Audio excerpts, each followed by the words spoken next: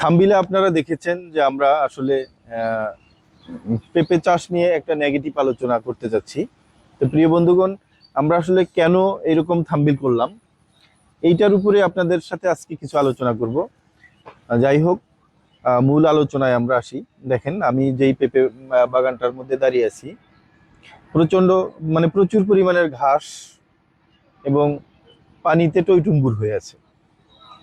আমরা যখন আপনারা চাষাবাদ করেন বা আমাদের কাছ থেকে চারা সংগ্রহ করেন, আমরা সব সময় আপনাদের বলি যে ভাই, যখন আপনারা রোপণ করবেন অবশ্যই মাঝখানে নালা করবেন। দেখেন, ইনি কিন্তু মাঝখানে নালা করছে, এই যে একটা ড্রেন করে দিছে, মানে ওনার রোপণের সিস্টেমটা সব ঠিক আছে।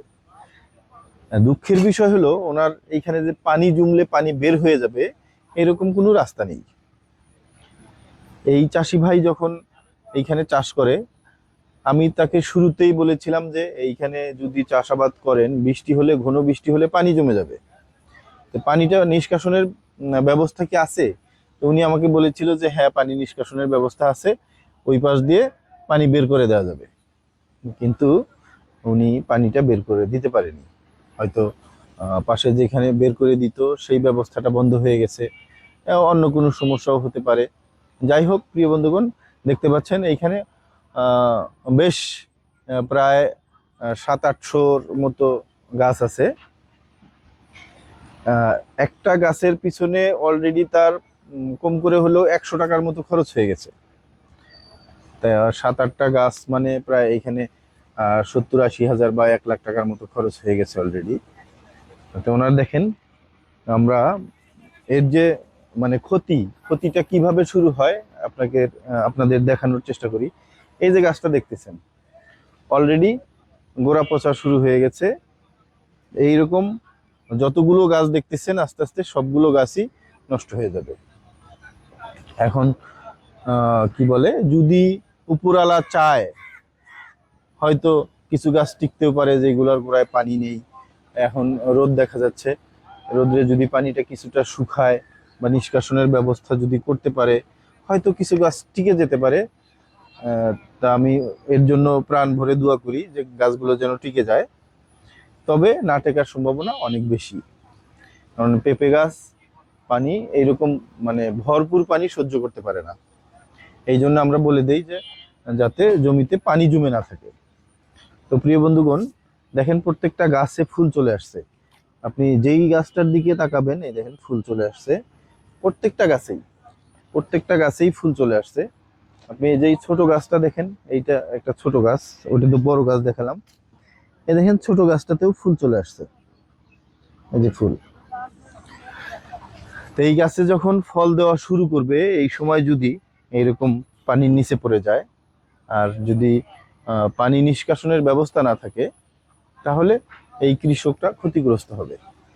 তো প্রিয় বন্ধুগণ, আপনাদের আবারও বলি, বারবার বলি, যে আপনারা যেই চাষাবাদই করেন না কেন, অবশ্যই ভেবে চিন্তে করবেন যাতে পরবর্তীতে ক্ষতিগ্রস্ত না হন। আমরা চাই যে আমাদের দ্বারা কৃষক যেন উপকৃত হয়, ক্ষতিগ্রস্ত না হয়। আমরা সেই চেষ্টাটা বারবার করে আসতেছি এবং যতদিন বেঁচে থাকবো ততদিনই ট্রাই করব যে আমাদের দ্বারা যেন কেউ ক্ষতিগ্রস্ত না হয়। আপনারা লাভবান হন, আপনারা লাভবান হলেই আমরা লাভবান হব। তো প্রিয় বন্ধুগণ, এর আর হলো কোনো ট্রিটমেন্ট নেই। এটার একটাই ট্রিটমেন্ট, সেটা হলো পানি যদি বের করে দেওয়া যায়, পানি নেমে যাওয়ার পরে একে একটা ছত্রাকনাশক স্প্রে করে দিতে হবে।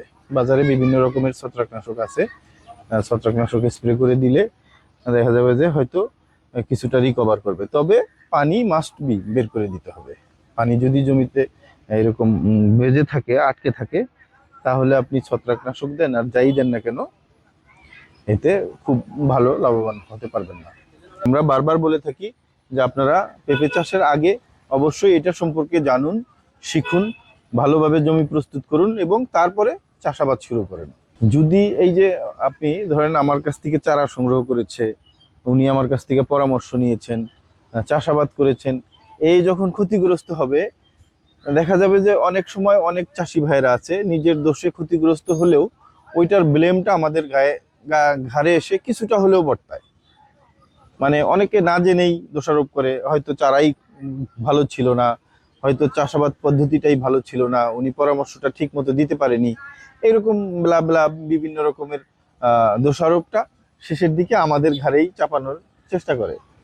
তো প্রিয় বন্ধুগণ, ভালো থাকবেন, সুস্থ থাকবেন, দেখা হবে অন্য কোনো ভিডিওতে, অন্য কোনো আলোচনায়। আল্লাহ হাফেজ।